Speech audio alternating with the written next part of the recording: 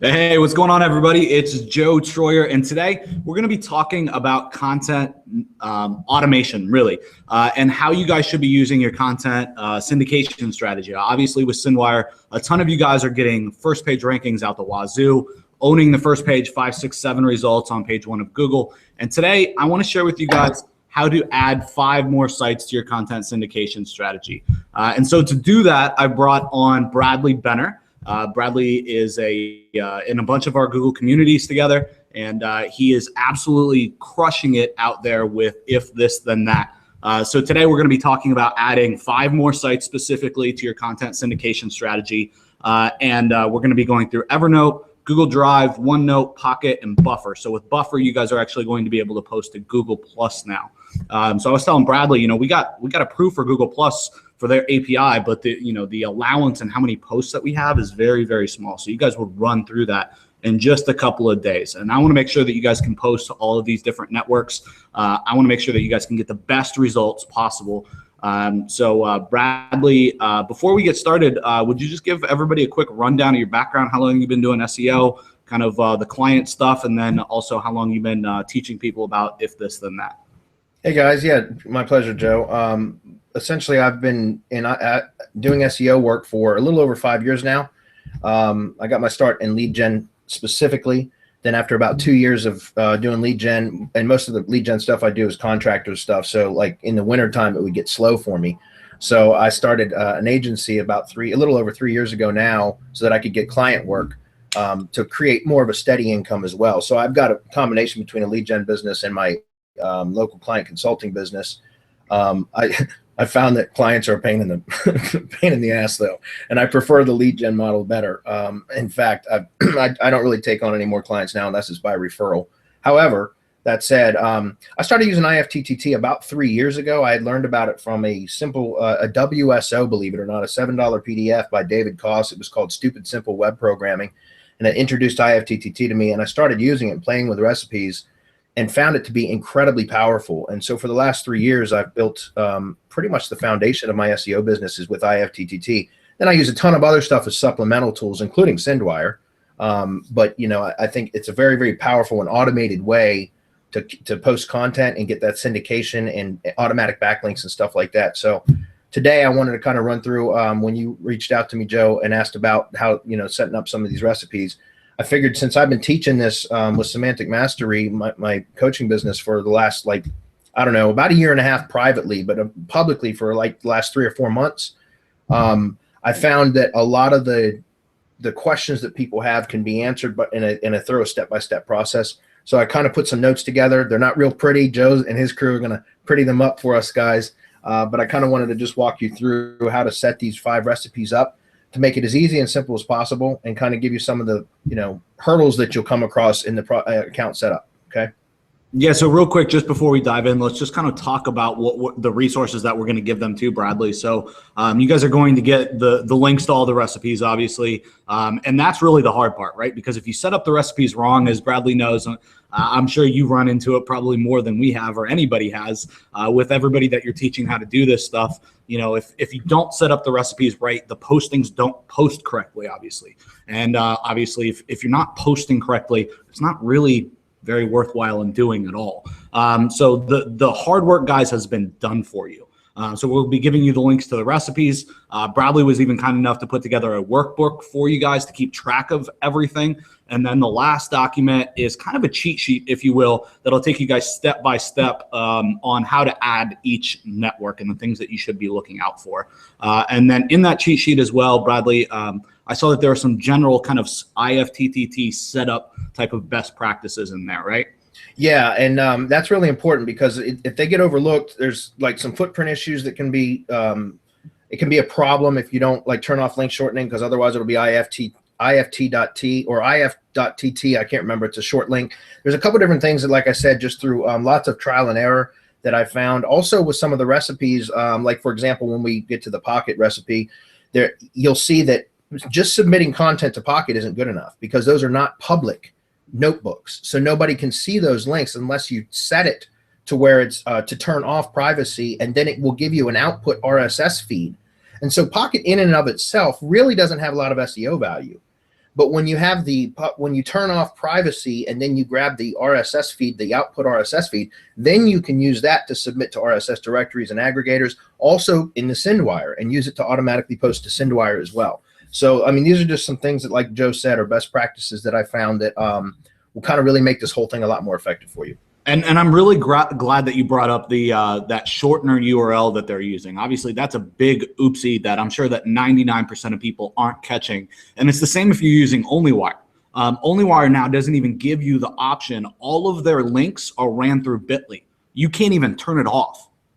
I don't know if it's a bug in the system or what, but that's a big deal for SEO purposes. If you're just using this for social media, it's not a big deal, but 99% of you guys are using this stuff for SEO and to get rankings, right? And so you got to make sure that you turn those off. So we'll make sure that we run through that in depth today. So Bradley, man, let's tear them loose. Let's get right into it. I want to make sure this video is as short and concise as possible for everybody, but we do our best to answer everybody's questions too. Very good. Well, let me go ahead and grab the screen then, Joe. Yeah, man, sounds great. We'll take it over to Firefox, and we're going to go right through this kind of quickly, guys. All right, so this is the cheat sheet that Joe's going to, and his crew are going to pretty up for you guys, but essentially these are the steps that we're going to go through to set up the accounts and then connect IFTTT and also the recipe creation.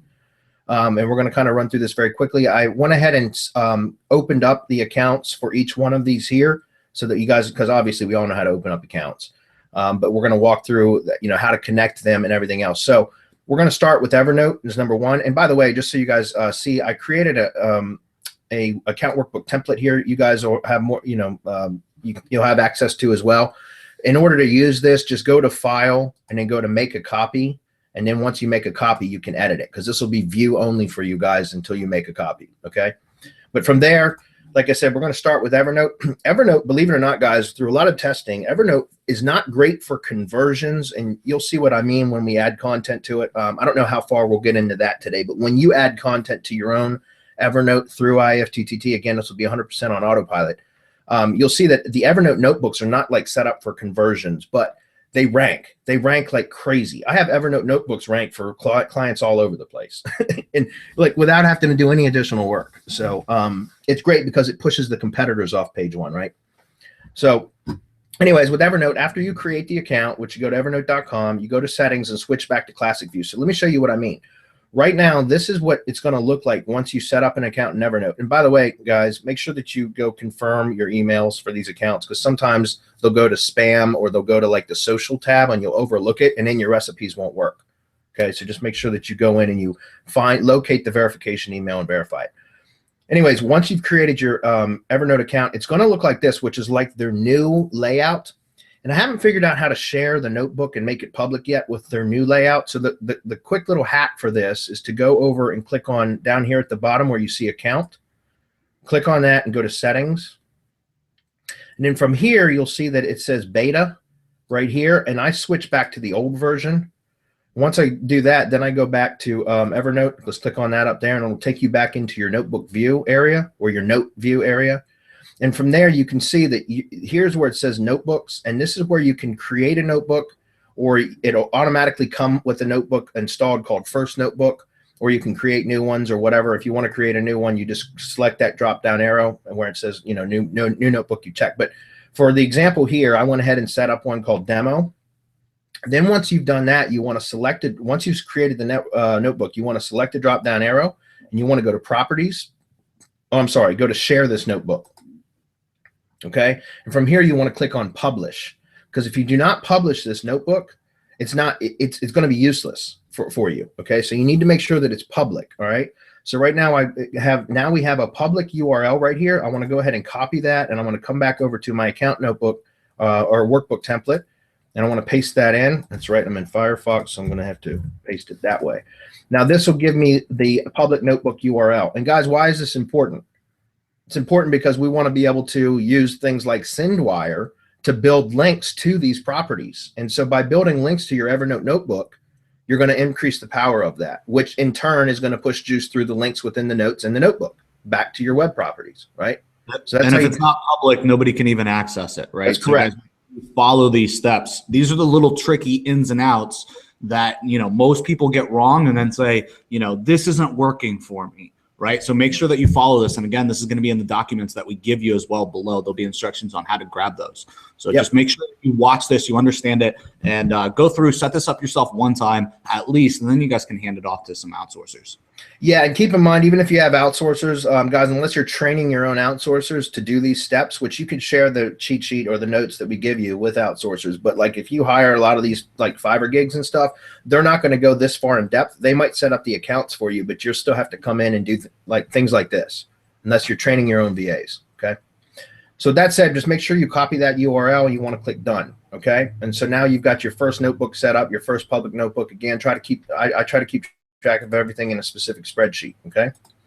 So in fact, I probably will flesh these notes out a little bit further to show those exact step-by-step on how to select the drop down and all that, Joe. I apparently didn't fill that one out completely. So, all right. So the next one, guys, is Google Drive. Google Drive, this is the new view. If you're using a Google Drive, an existing account, you'll have more of a classic view, but this is like the newer view of it. But all you guys need to do when you come in here is click on, once you set up the account, just click on new and go to folder. You're going to create a new folder, and I called that one SW Demo. So I've already got one created, but let's just say SW Demo. Once you've created the folder, you'll see it right here. From there, you want to click on that folder, and then you want to click on this plus icon for share. And that's going to open up this little message box here, this light box. Right here, click on Advanced. Okay, once you click on Advanced, you're going to see that it's showing private, only you can access. Well, you want to click on Change and switch it to on, public on the web. Okay, once you've done that, you click Save. And then you want to copy that URL right there, and you want to go back over to your account workbook template. You want to paste that in there. And again, I keep thinking I'm in Chrome, so let me do that. One other thing you can do, guys, and this just gives you another URL that you can build links to, and it also, I don't know if you guys are familiar with the term domain authority stacking. It's a buzz term that's been around forever. But you can take this long folder URL here and go over to Google Shortener, which is like bit.ly, and it's goo.gl. And so I'm going to go to that right now. You can take that public folder URL and paste that in there and shorten it, and it gives you a short URL that now you can have two versions of the URL that you can build links to. Plus, it just is easier to work with that shorter URL. Plus, it's also domain authority stacking, because now you're taking a Google Drive folder and shortening it with a Google Shortener URL. So you're actually adding a little bit of authority to it. Okay. So once you've done that, now you've got a notebook that anything that gets inserted into this notebook is going to be made public on the web, and the links are going to be, live links. So like when we set up the recipes and you post to it, the links within your recipes are going to actually be live within the documents. Okay. So very, very cool. And you guys can build links to these too, by the way, the notebook, the folder URLs. Okay. So the next one we're going to do is go to Google Plus page. Guys, you need to set up a Google Plus page in order for you to be able to post to it via IFTTT. It does not post to profiles. It only posts to pages. Okay. And that's going to be via the buffer channel. So we'll get to that in a moment. First, you got to set up your Google Plus page. I'm sure you guys know how to do that. I would just suggest that you do a product or brand page, unless it's for a local business which has a physical address. If that's the case, then you would go ahead and set it up as a storefront page, okay, which is a one with a location. Otherwise, just do product or brand page. And once the page is set up, I just use this as an example for today. By the way, guys, this is a perfect opportunity. I just dropped the term called domain authority stacking. Another term for it is what we teach with IFTTT SEO is using a place to interlink all of your properties together. It passes massive authority that way. You guys should probably be doing this with your SendWire networks anyways. But like, for example, on this Google Plus page here, you can see that I have a links section down here. This is a great section to edit and then add custom links here and add all of the links to your other profile URLs within your network for that specific persona, for example, right here. Or if it's a brand for a business or whatever, you could add all your branded network property URLs here. Okay, and that why? Because now you've got all of your links to all of your other properties on a Google Plus page with a perfect domain authority of 100 that you can build links to this about page, right? And push juice back to all of your other network properties. Okay, so very, very important that you do that. So anyways, once that's done, once you've created your Google Plus account, you want to go ahead and put that information in your your spreadsheet, account workbook spreadsheet. Okay. So from there, we're going to move over to Buffer. Buffer app, this is going to take a few different steps to get through the process. And so I outline those here. I always select to sign in with email because I want it tied to a specific email account. You can also sign in using either Twitter, Facebook, or LinkedIn. However, I recommend that you still sign in with an email instead, because what we're really going to be doing is using Buffer as the via point to post to Google+. Because essentially IFTTT does not post directly to Google+. What it does is it submits the post or video, depending on what kind of recipe you're using, to Buffer, and then Buffer makes the post automatically. Okay, so it's kind of like a two-step. And so in order to set up Buffer, you need to, I sign in with an email, number one. Number two, once you submit your email address and click the sign in button, the next screen is going to force you to connect it with either Twitter, Facebook, or LinkedIn. So if it's for a persona, you're going to have a Twitter account created anyways, right? For SendWire or whatever. So just sign in with that Twitter account, or connect with that Twitter account, I should say. And then after that, you're going to change it. Once you get inside, you're going to end up changing that back out, and I'll show you that. So once you get inside Buffer, this is what it's going to look like. And we want to go to set settings, and then we're going to look at time zone, posting frequency, and we're going to turn click tracking off and link shortening off. And these are going to be, I think, options now in Buffer when you first sign in. They'd ask you some of these options as you're going through the sign-up process, where it asks you to set the time zone and set posting frequency. But once inside the dashboard, hover over to settings, go to link shortening, make sure no shortening is turned on. So you want to select no shortening, because otherwise you're leaving a footprint, okay? So turn that off. And then you want to make sure that for Google Analytics campaign tracking, you want to turn that off. And I don't know why that's looking funny. Let me refresh the page. See if that's, okay. See how it says enable campaign tracking? It says, yep, you want to turn that off, guys. Okay. Let's see. Yes, just turn that off. Don't worry about that error message. You want to turn that off, because otherwise it's going to put like the question mark UTM parameter with a long string of characters after your URL, and it'll make your URLs very, very ugly. So just turn that off. Okay. Then from that, you'll see that you're connected through the Twitter account, right? Well, we don't want that. We want to connect to Google+. So next thing we're going to do is click on Connect More. By the way, if during the setup process or when you're signing in, it'll give you the options to set your schedule. If you guys want to, you want to set your time zone or the time zone of the persona, right? So if you live in the East Coast, but you got a persona that's based in the West Coast, like a California address, then you want to set it up for California. Make it look as real as possible, guys. But if you want, you set the time zone, and then if you go to schedule, you can set how many times it posts per day and the times at which it posts. So if you guys are doing a ton of syndication stuff, you might want to set this up to 8 or 10 or 12 posts per day. If you're only doing a few, then you can just set it to 4 or 5 or whatever. That's fine. Okay. And these are the times that it will post. All right. So go over to Connect More. Click on that. You want to go to Connect a Page. You're going to click on that. It's going to authorize, or it's going to ask to authorize. You want to click Accept. And you'll see that it may give us an issue. I've been having an issue with Firefox in Buffer recently. Okay, it says we're connected, so that's good. By the way, guys, here's a little hack in case you have trouble, because a lot of students of mine have had problems recently with connecting inside of Firefox, connecting Google+ to Buffer for some reason. The hack or the workaround that we found for that is to go into Chrome and open an incognito window. So Shift plus Control plus N will open up an incognito window, and then sign into Buffer and connect it that way. And that's kind of a hack or workaround that's worked for if you run into that issue. Okay. Then once you've got that connected, now you'll see that we're connected to 2 different accounts. Well, what we want to do is go back over to the Twitter account. So just click on it. You want to go over to settings, and you want to click on remove. And we're going to say remove this profile and its analytics. Okay. And so now the default is connected to Google+ page, and that's what we want. Okay. So you can click on that again, and you'll see. And now look, now we have to reset our schedule, because you can see that the schedule is not correct. And also look at the time zone. The time zone changed. So you might be able to save yourself a minute just by not doing that originally and just waiting until you've gone through.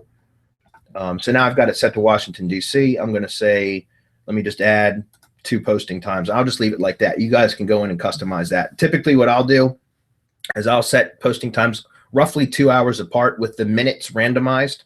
So it'll start at like 7 a.m. and it'll be 9 something a.m., 11 something a.m., 1 something p.m. You guys get the idea. Okay. So now that's connected. You're done with Buffer. The next thing we want to do is go to OneNote. Guys, for OneNote, you're going to need to have a Microsoft account, or you can create one at the time that you're setting up the OneNote account, and you can just use your, whatever email. I recommend using Gmail to create the account, but it's going to force you to create an account before you can get into OneNote with Microsoft, I mean. So if you have a clean browser, guys, which I recommend in between ever setting up accounts that you clear your cache and your cookies, okay, run CCleaner. You can use if you're using Firefox, you can go to history, clear recent history. You want to clear your cache and cookies. If you have a clean browser, you can usually get an Outlook account or a Microsoft account set up without phone verification. If you have a dirty browser or you've logged into several other accounts, it's going to force phone verification, just so you know. But you guys are all Joe Troyer students, so you all have Twilio anyways. You should be able to just use a Twilio number, okay? Once the account is created, you want to go back to OneNote, because again, it'll take you through a sign-up process for a Microsoft account. Once you go through that, go back to OneNote.com, and that's going to take us into here. Once you've gotten into OneNote, you'll see that it has notebooks over here. It's going to automatically give you a notebook based on your username when you sign up. In this case, it says, like, if you click on notebooks, it's going to show you the available notebooks. And this sometimes runs a little bit slow, but you'll see that this is called Brad's Notebook here. All right, so you would just click on that, and you could, or you can create a new notebook if you want to get a keyword in there, which you certainly can. So, for example, let me go. Let me see if we can add a new notebook here. I'm going to click on notebooks, guys, and I'll show you how we do this. Okay, we're going to add new, and I'm going to call this one. I'm just going to call this one SM Demo. Create. And again, this, for whatever reason, acts funny sometimes, so we'll try again.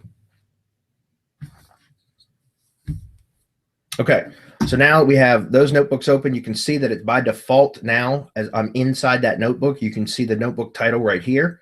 Once you're there, guys, you want to make sure that you go to your share button up here. You click on that, and you want to click on get a link right here. And then from the drop down, you want to select public. Just as very similar to what we did with Google Drive. Click create link. And now you can see the shared with everyone can only view. It means they can't edit it, but they can view. And now here is your public notebook URL. I'm going to copy that and come back over to OneNote. We're going to paste that in here. And I keep doing that. Let's do this again.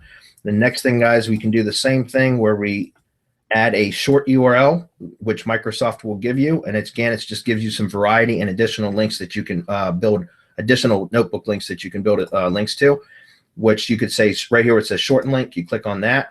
And now this gives me a short link too, okay? I always tend to use both because it just gives me more variety. There you go. So now that that's done, you want to make sure that you make a note to yourself of what the notebook name is, because we're going to need that when we set up the recipe. All right, so now I can click close. That's it for OneNote. And now we're going to move over to Pocket. And guys, I know I'm moving very quickly, but you'll have these notes as well as the replay. Pocket. You want to create an account. You want to select options. This is very, very important, or Pocket will be useless. Okay, so make sure that you pay attention to this.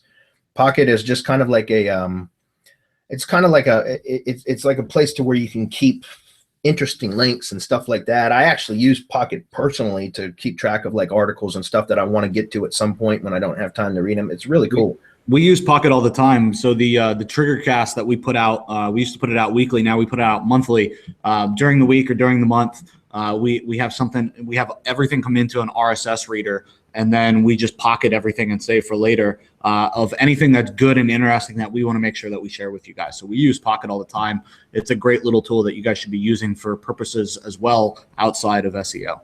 Yeah, it is. It really is. It's just a great way to organize things very, very quickly with a browser extension. You can add tags to it, so it makes it easy to search. It's really cool, guys. I use it all the time. But once you create the account, guys, and remember, just to reemphasize, make sure you go verify your accounts when you sign up. But once you sign in, you want to go over to the drop down here at the top right corner. You want to click on Options. And then from here, you want to scroll down and go to Privacy. Click on Privacy. And then right here where it says RSS feed, you want to, by default, it says your RSS feed is private and password protected. Guys, nobody can see what you put into Pocket, okay? So it really has no SEO value, okay, until you turn off RSS feed password protection. When you do that, now you have these RSS feeds right here that you can use to basically build links to or to push your Pocket URLs out across other properties, such as you can submit using the RSS in SendWire, okay? Or you can, and I also recommend that you also take the RSS feed and submit it to RSS directories and aggregators. And there's some online tools that we can add into the notes that you can do that for free, like the 950 tools. I'm sure you guys are probably familiar with that. And Joe, just if you don't mind, make a note of that. I'll add it to the notes. Yeah, is that 950 tools working? I know that it was down for quite a few weeks. Let me go check it real quick. That's a resource that I give everybody inside of SendWire, and we had a bunch of people hitting up the support desk saying it was down, and I had found a couple of other resources for them. Yeah, it looks like it's not loading. Yeah, so it might be down. Well, there's like ping. What is it? Bulkping.com has an RSS submitter. Yep. So we'll just add that into the notes. Okay. But yeah, we'll give you guys a couple options in the cheat sheet for you. Yeah. Okay, you guys are still seeing my Firefox screen, correct? Yep. Okay.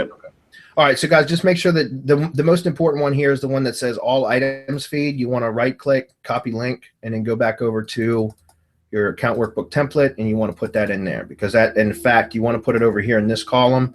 Well, I mean, this is how I set it up. You set it up any way you like, but I stick it over here, and that's going to be, and I got to stop doing that. Right there is my RSS feed URL. Okay. So again, because Pocket in and of itself is not, there's not like really a public profile. So this RSS feed output that you're going to need this, guys, to give it the SEO value that we're looking for. Okay. So after that, guys, the next thing that we're going to get to is actually getting into IFTTT. IFTTT, you want to go create the account, go verify your email, and it's going to force you to select 3 channels of interest when you first log in or when you first create the account. I just select Drive, Evernote, and RSS. You'll see what I'm talking about. I already walked through that, so you're not going to see that, but you'll see it when you actually set up your account. The very first thing you want to do when you get inside of IFTTT, and I'll show that to you right here in just a moment, is you want to come up here to your username and click on the drop down, and you want to go to Preferences. Guys, do not forget this. Make this the first step. Okay, come down here, select your time zone. I'm going to select Eastern. Then you want to turn off auto shortening. See that? Because otherwise it's going to give you an ift.tt shorten link, and it'll leave a footprint. Don't do that. Okay, next you want to turn off, I turn off these friendly email and recipe recommendation emails, because otherwise it'll blow your Gmail up with notifications. I leave important alerts on so that it can notify me if a recipe's down or if a channel goes offline or something. Okay, click Update Settings. Once that's done, your account is pretty much set up. The next thing that you want to do is go over to Channels. And guys, this is where you're going to actually connect or activate your channels that we just set up the accounts for. So we're going to run through these and try to set up these accounts very, very quickly. So let's see. The first one we'll start with is, and they've changed the interface since the last time I was in here, so it looks a little bit different. Let me go through here. Yeah, that's weird. They're all sorted by category. Yeah, that is. It's kind of throwing me off a little bit here. But okay, RSS feed, that's already activated, guys. That's what we're going to be using to submit content. So I wonder if they got like a search. Here's Drive. Let's start with that. We'll go ahead, and we got Evernote. Let's start with that. Okay, we'll go with Evernote first. We're going to click on that. We're going to say activate. If we're already logged into Evernote, it should just ask us to authorize, and that's it, which we should already be logged into Evernote. By the way, this will only allow you to authorize it for 1 year. And how do I know that? Well, it says it here. But I've got, some IFTTT networks that I set up from 3 years ago, and it will email you to tell you that you need to reauthorize it, because IFTTT will tell you like in a year that your Evernote account is offline, and it'll send you like, I don't know, I think as many as 5 notification emails before it gives up, and it'll tell you to come back and reactivate it, just to let you know. It's got a time limit on it. So we just clicked activated. Channel's now activated. So now we're going to go back. We're going to scroll down and go to Drive. We'll go to Drive next. I saw Buffer too. We'll go to that one next. But we'll click Activate. It's going to ask to authorize. We're going to click Accept. We'll go back to the next channel. Buffer.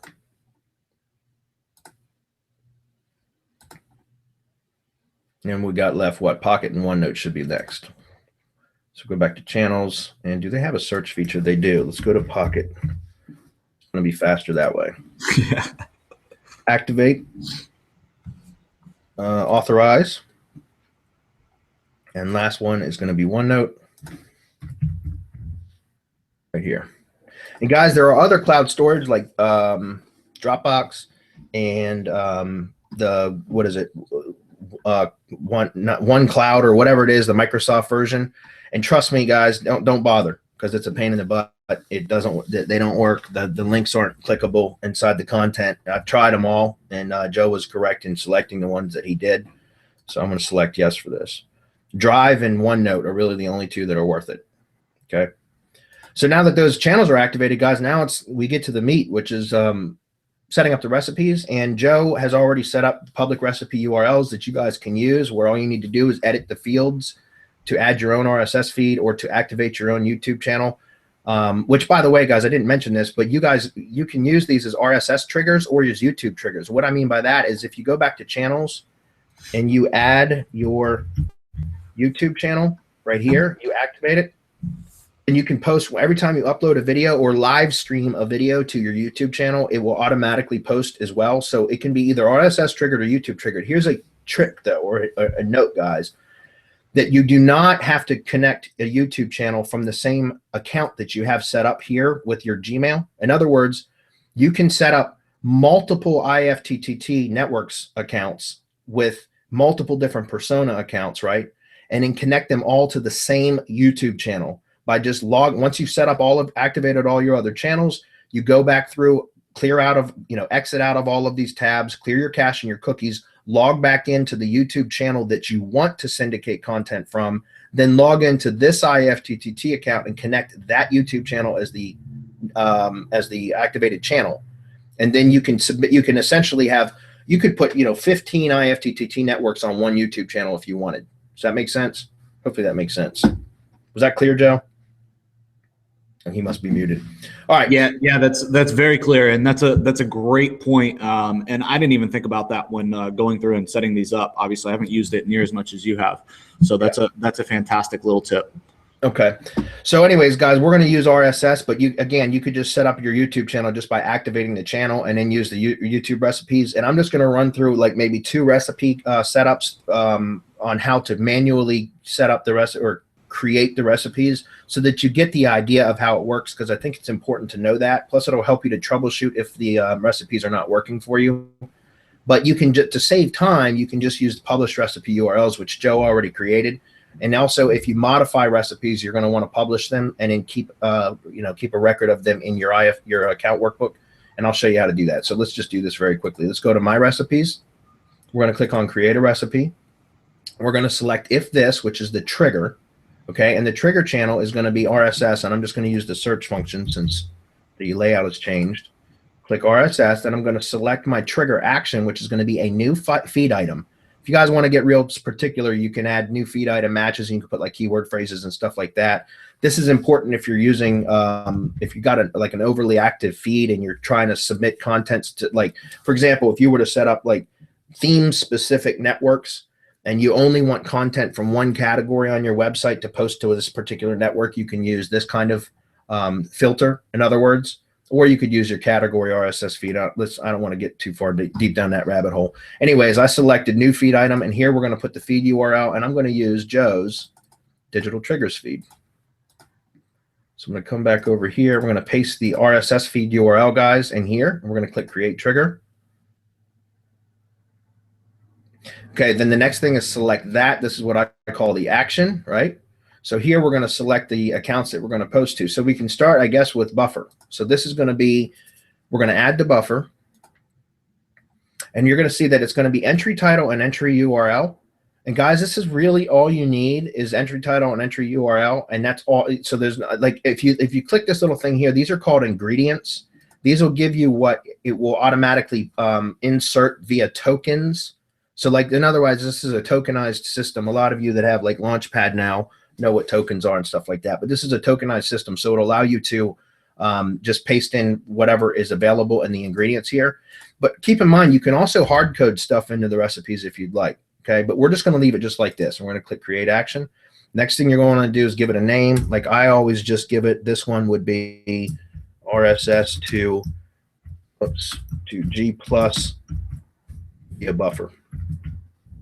Okay, because it's a two-step process, right? This is just going to submit to buffer, and buffer is going to post to Google Plus automatically. So click create recipe. From there, now the recipe is created, guys. You want to click on this pencil icon here and then go over to publish. And from publish, you're going to want to just give it the same title. So RSS, and this just gives you a public recipe URL so that you can use the same URL for all your networks going forward. And you won't have to go through that process of if this, then that. It would just be a much quicker way. This will just save you time, guys. This is what Joe did. This is what you have available at your fingertips already. This just you have to give it a note. So say new feed item post to G plus page via buffer. Okay, and here you can hide the fields or leave them public. So this just means when somebody's looking at your public recipe URL, it will or will not show these fields, although they can just click a down arrow and see them anyway, so it's up to you. So anyways, I'm just going to click publish recipe, and now you'll see this recipe up here in the address bar. This is going to be the recipe that I would copy and paste into my notebook here. I put a tab at the bottom, guys, called recipes. So this is going to be RSS to G plus via buffer. So I'm going to paste that right here.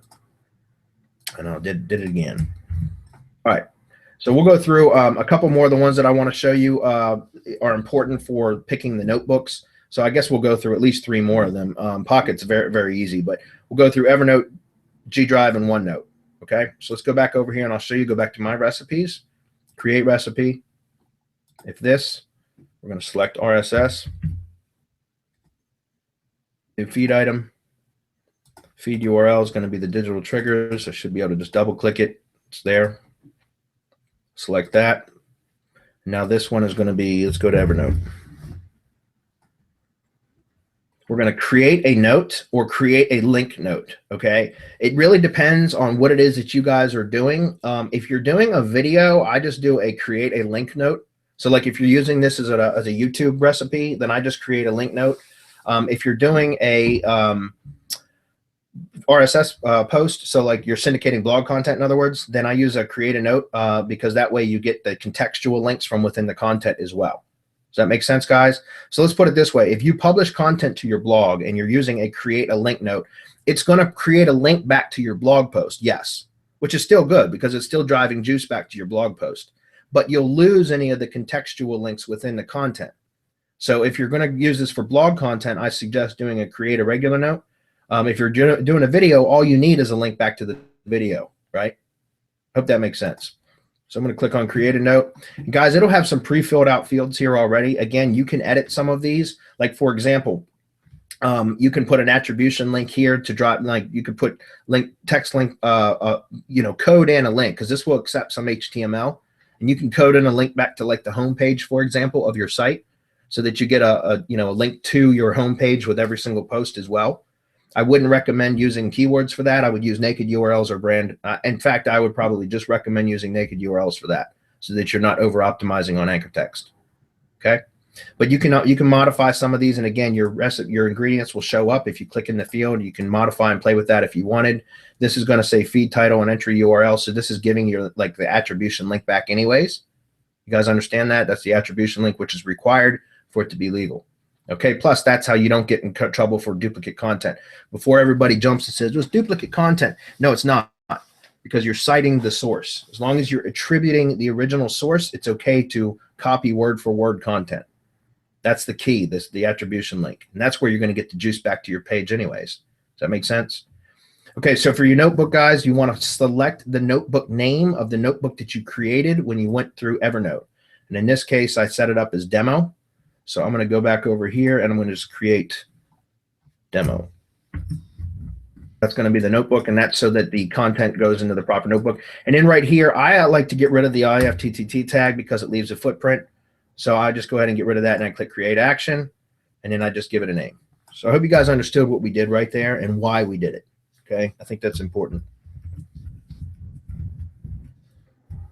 RSS to Evernote, that's the title. I should have copied that to save time on the next step. But if I want to go ahead and publish it, guys, I'll publish this one, and then I won't publish the next ones only because you guys understand the process of publishing and we want to kind of keep rolling. But I would go RSS to Evernote. give it the instructions. So new feed item goes to Evernote public notebook. And this is just so that if you share or use the recipe again in the future, you have an idea of what the actions are. Okay. So I would uncheck that so that you make sure that you always put in whatever feed it is that you're going to want to syndicate content from. Uncheck this because the notebook name could change if you're using keyword rich notebooks, that sort of thing. Click publish recipe. Now copy this URL out of the address bar and drop it back over here. Okay, so I'm not going to publish any more of these recipes at this moment, guys, because oops, why did I do that? What just happened? Let me copy that again because we're going to keep rolling. Okay.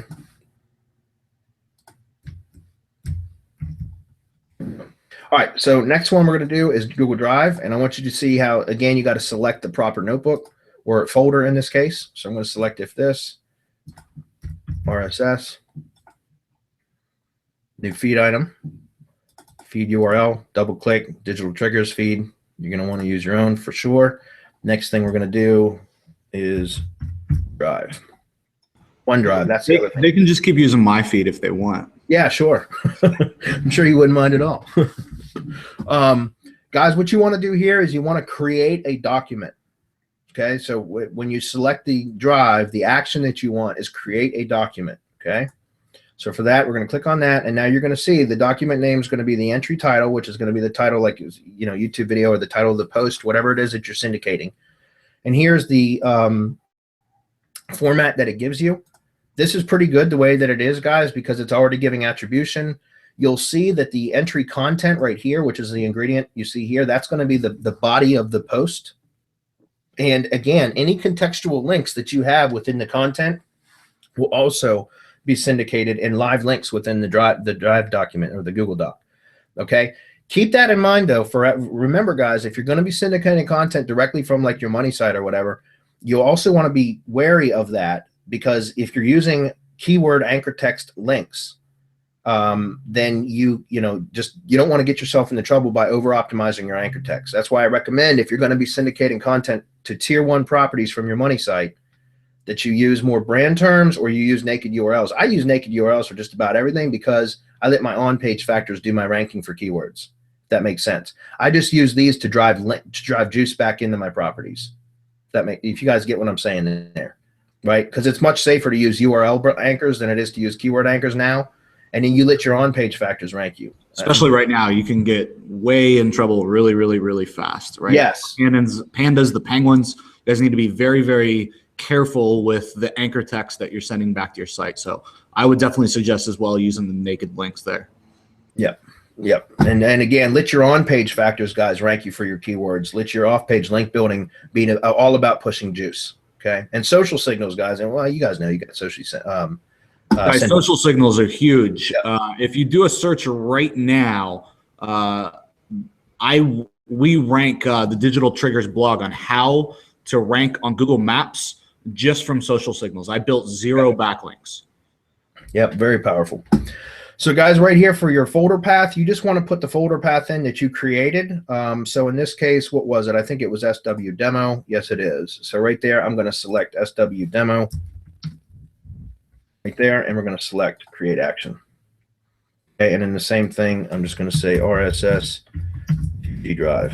And I'm not going to publish this recipe, guys, for speed's sake, but you get it. So we're going to go through, I believe, one more, which is going to be OneNote. And then the last one is Pocket. I guess we'll run through that too, because that's very simple to set up.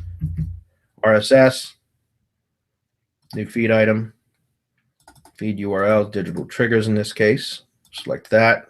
This is going to be, what did I just say? OneNote. Create a page. Okay, this is interesting, guys. What I found is with OneNote, the best method to use is create a page from a link. And what it does is it actually takes like a screenshot of the page, which it looks really cool with the YouTube videos especially, but it'll create a page like a screenshot, and the link will be live in there too, which is really cool to the YouTube video. The video won't be embedded, but it'll look like the video is there.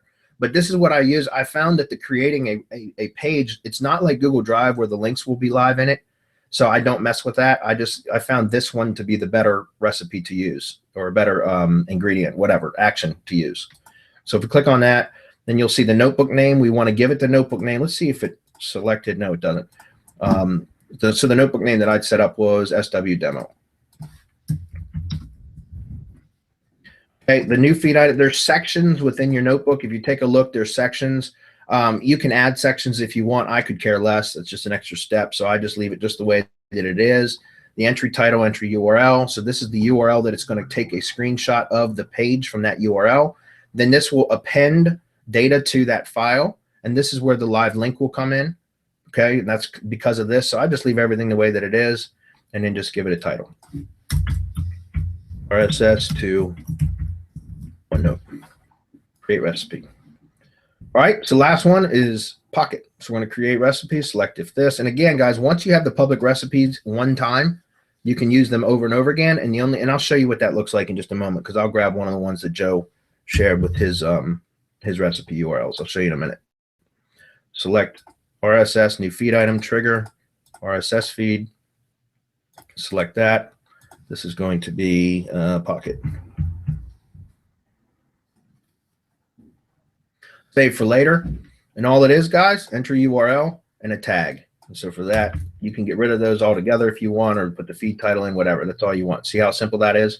There's like nothing to it. Create action.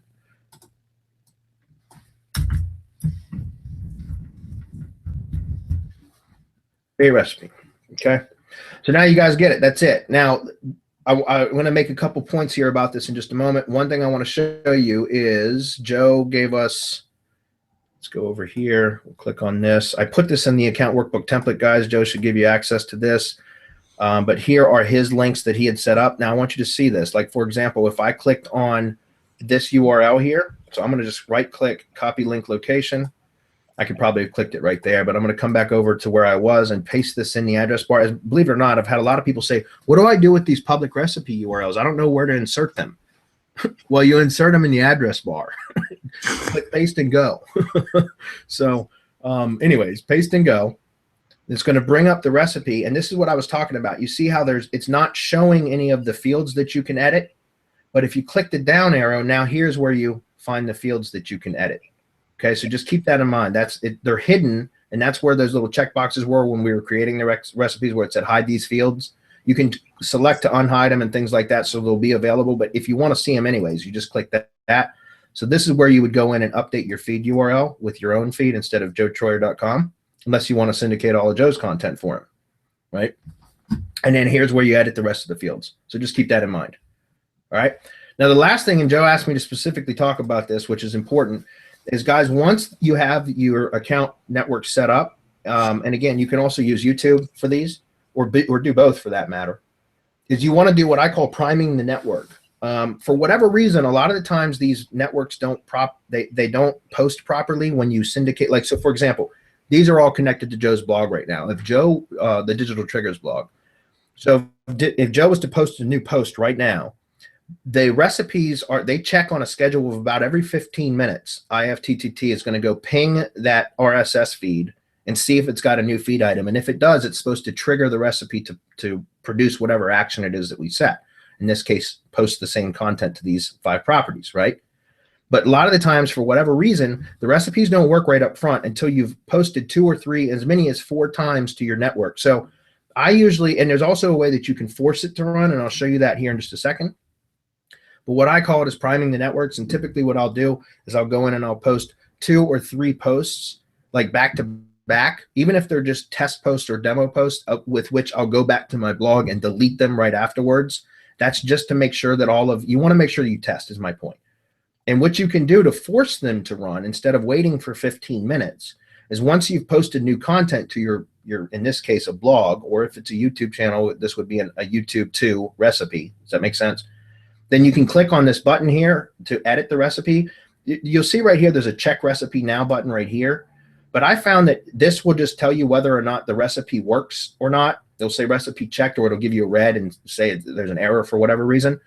But if you wanted to force it to publish, you just click the edit button there and then go over here to check. And then if there's new content in the feed, you'll see it's taking a second to read, but it'll say right here, run less than a second ago or something like that. And it will show that it's run. And then you can click through, and for this particular property, you can't, but you can click through on the property URL and it will show you, it'll take you to that property and show you the post. So very important that you check the network. Okay. So was that helpful? I was trying not to go too fast, Joe. Yeah, man, that was awesome. Especially that last part, priming the network. I mean, that was something that we brought up that I definitely wanted you to talk about, and something that took me a long time. We took out a lot of the steps for you guys by actually creating the actual recipes. Bradley went through actually then how to actually create the recipes yourself. I think that's super important for you guys, because if something breaks or you want to go add a new recipe, you guys need to know how it works. So that's awesome. And priming the network, guys, that was one of my biggest downfalls. That's what took so long for me to get IFTTT up and running, was because all the little quirks here and there and getting the recipes right and coming down to the testing. I go post something and then it wouldn't post right away. I'd have to wait 15 minutes, and sometimes it wouldn't post at all. But just really that priming part is really essential. So make sure that you follow those instructions on the priming. So, post a couple of times, like Bradley said, 2 to 4 times, 2 to 3 times, and then have it go run automatically by going and clicking the edit. And then what was it? Edit and then click check. Yeah, check. Yep. So yeah, man, that was really awesome. Cool. Glad to help. So guys, below I'm going to include all the resources. Bradley sent them over to me this morning. We're going to add in a couple of updates like we talked about in this video. And then we're going to have it all nicely designed and update and looking fancy and slick for you guys. And so right below this video will be instructions on how you guys can grab those. And thanks, Bradley, man. I really appreciate you coming on and sharing with everybody. If you guys are looking to learn more about IFTTT, and what Bradley does and his stuff, you guys can go check it out. What is it? Semanticmastery.com, Bradley? Yeah, that's our main website. IFTTTSEO.com is specifically the IFTTT training. So it's IFTTTSEO.com. However, if you don't mind, I do a weekly webinar. It's free, 100% free, guys. It's called Hump Day Hangouts. It's just an SEO Q&A webinar every Wednesday at 4 p.m. Eastern. You guys are more than welcome to attend that if you'd like. You can ask any questions you want about SEO. I answer questions. There's no pitch. It's just content. And I enjoy doing that. And you guys can find that at semanticmastery.com /hump day, one word. If you just go to semanticmastery.com, you'll see a notification bar at the top of the website with a link that'll take you to the next event. And that's on Wednesdays. You guys can post your questions right on the events page. And I'd be happy to answer questions about IFTTT or anything there. So cool. Awesome, man. Thanks again so much. Hopefully we'll have you come back in the future, talk about some more advanced stuff now that we got the basics in with IFTTT. But again, just thank you so much, guys. And if you would, leave a comment below this video. Thank Bradley for his time. I know he'll be checking out this post on the blog, and I'm sure he'll get a kick out of all the awesome comments. So one thing I would like to ask is that maybe in the future, Joe, in the next few weeks, once people get up and running with the IFTTT stuff, is we should probably get together and talk about some advanced RSS strategies. Yep, that would be awesome. Guys, it will supercharge all of this for you. I mean, all your SendWire stuff too. So yep. Yeah, I mean, I think some advanced strategies, RSS strategies would be awesome. I think also as well, kind of talking about higher level, how we build out networks and how you're building out different types of network. Tier 1, Tier 2, Tier 3, different kind of linking strategies, stuff like that. That's a question that we get asked from advanced people all the time. And so we have our kind of own unique little way of doing it. And I know that you do as well. I'd love to hear your feedback on that. So definitely in the future, I'd love to have you back on the next couple of weeks, and we can run through that stuff too. Sweet. Thanks, Joe. I appreciate it, man. All right, man. Thank you so much again for coming on. And guys, again, look into Bradley. Go check out his stuff. Highly, highly recommend it. It's worth your time. So see you guys.